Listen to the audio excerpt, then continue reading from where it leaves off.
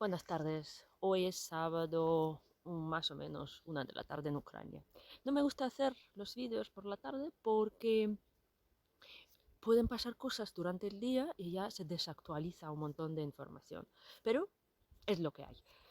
Así que voy a hacer un breve resumen de lo que ha pasado esta semana y lo que está pasando ahora, tal vez. Bueno, el bombardeo sigue, ¿no? Rusia está acumulando tropas y municiones y sigue con sus cosas, bombardeos de artillería en Kharkiv, Mykolaiv, Nikopol, Sumy. Um, en algunos casos se lanzan misiles, como a Zaporizhia, y en algunos casos es artillería. Cabe decir que Rusia tiene su complejo militar trabajando, a diferencia de Ucrania, que Ucrania también debería molestarse y preocuparse en seguir produciendo armas y por lo menos municiones para artillería, por ejemplo. Pero Rusia lo está haciendo muy bien y sus fábricas trabajan 3 jornadas diarias. ¿Vale? Entonces Rusia no va a tener ningún déficit de munición para bombardearnos. Y Ucrania sí. Ucrania tiene como épocas cuando, por ejemplo, ahora, como que llega, pero todavía no llega todo lo que se necesita. Así que si antes a lo mejor la superación de artillería por parte de Rusia era por 100 veces, ahora nos superan en 30 veces, a lo mejor. Entonces sigue siendo una gran desventaja, porque hay algunos sitios como Avdiivka, Bakhmut, Piski, donde la gente sufrió mucho durante esa semana porque no tenía cobertura de artillería, no tenía suficiente. Bien, el peligro más importante a día de hoy es la central nuclear de Zaporizhia. Ayer fue, como sabéis, como sabéis, los rusos lo han tomado hace ya mucho tiempo, han expulsado a los, incluso muchos trabajadores ucranianos, han entrado los representantes de Rosatom, Atom ruso. Entonces ellos pues, por supuesto no permiten que entren los representantes de MAGATE, no cumplen con ninguna norma o exigencia y luego lo han hecho como su base militar.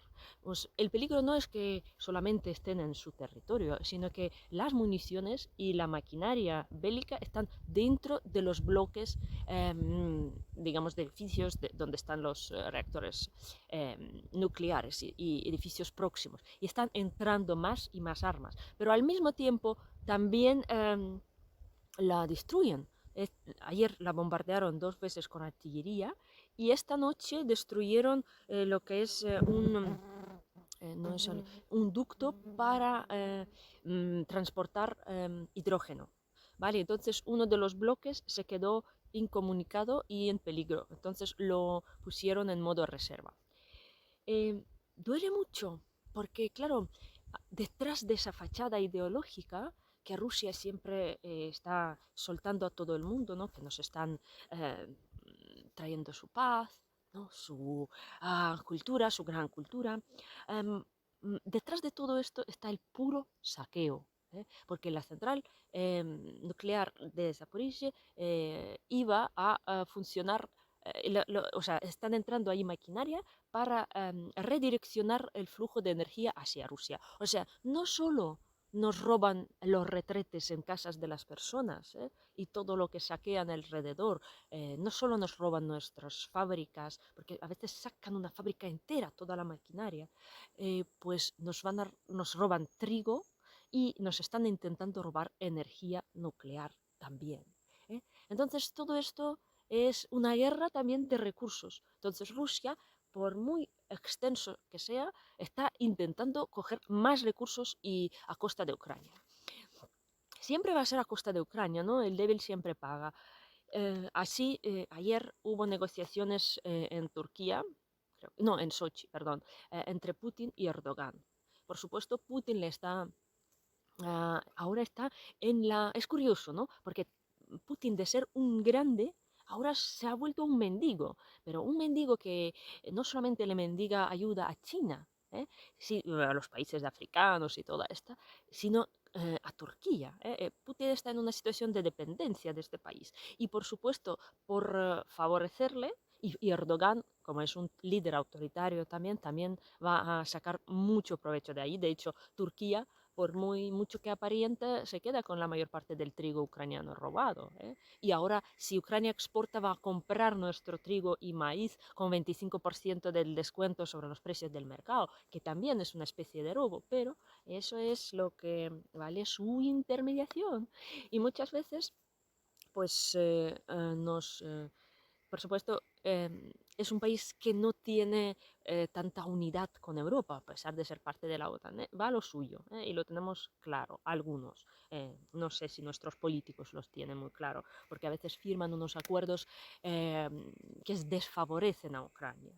Porque aparte de un acuerdo, digamos, de exportación, siempre hay cláusulas, como yo decía, y anejos que no se divulgan, y son los peligrosos, ¿no? Porque en vez de pedir, si le quitan las sanciones a Rusia, pues uno de los puntos debería, por ejemplo, ser la liberación de nuestros prisioneros, que tenemos 82 mujeres en la prisión, básicamente son médicas y están sufriendo todos esos abusos, malos tratos y torturas.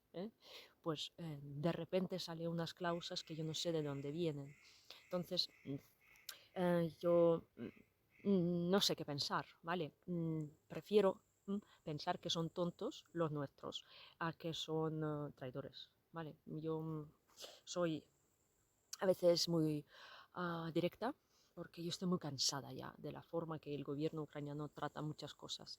Por ejemplo, cuando hubo el atentado en Olenivka, pues no hubo ninguna reacción oficial, culparon a la Cruz Roja y a la ONU y tal, pero en realidad ni la ONU ni la Cruz Roja dieron algún tipo de garantía, eran observadores neutrales, ¿vale?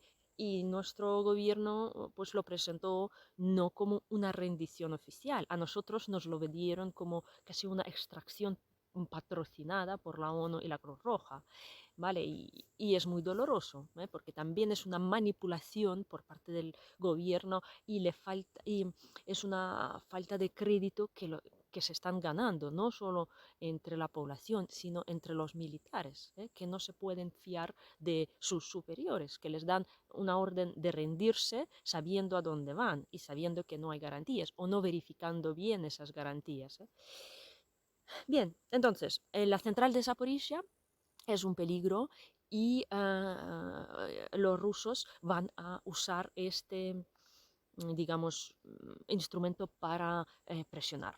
Y yo creo que ahí es donde tienen que entrar la Amnesty International, ¿vale? Que hubo un escándalo en Ucrania, como sabéis, ayer renunció la directora de Amnesty International en Ucrania, aunque ella no fue autora de ese informe nefasto, de hecho intentó impedirlo, como comenta en su carta, pero la dirección de Amnesty no le hizo caso.